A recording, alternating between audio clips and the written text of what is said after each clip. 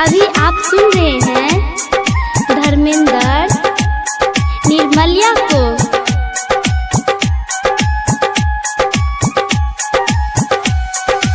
माँ Gayatri recording studio.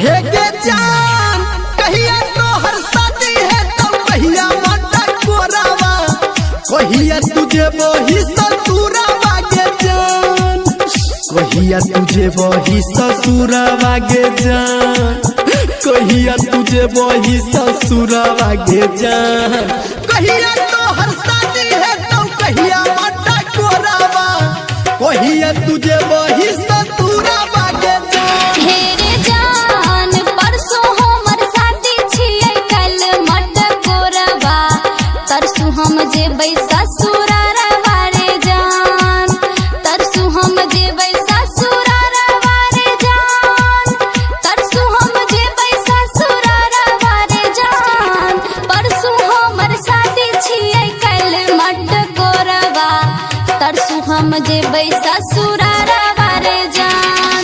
DJ good Madhubani, DJ good Madhubani, DJ good Madhubani.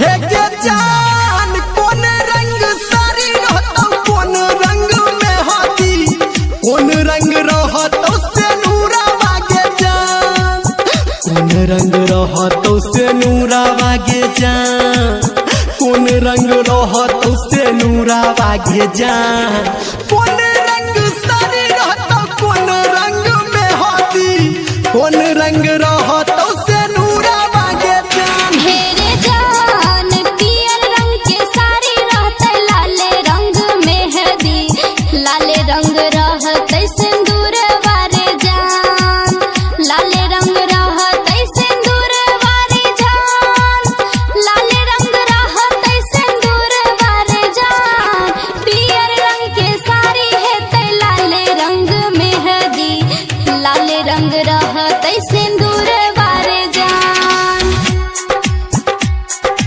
अभी आप सुन रहे हैं सावरिया म्यूजिक।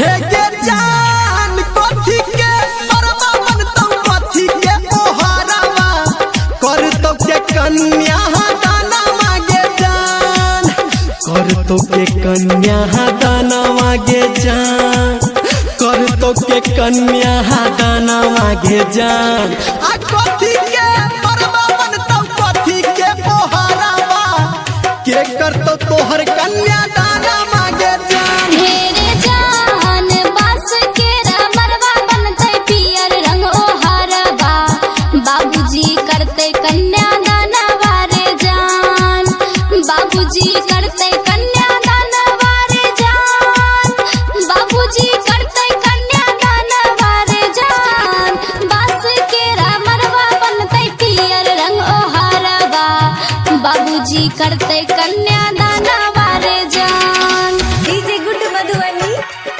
DJ good Madhubani.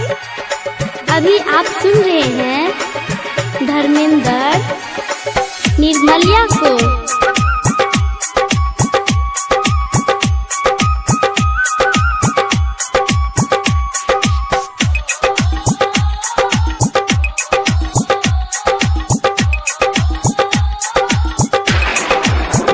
हे गे जान हमारा बिसैरी जे बेटा के की ससुरावा, आ मनवा में लागे हमरा डरावा गे जान, मनवा में लागे हमरा डरावा गे जान, मनवा में लागे हमरा डरावा गे जान, हमारा बिसैरी जे बेटा के की ससुरावा, आ मनवा में लागे हमरा डरावा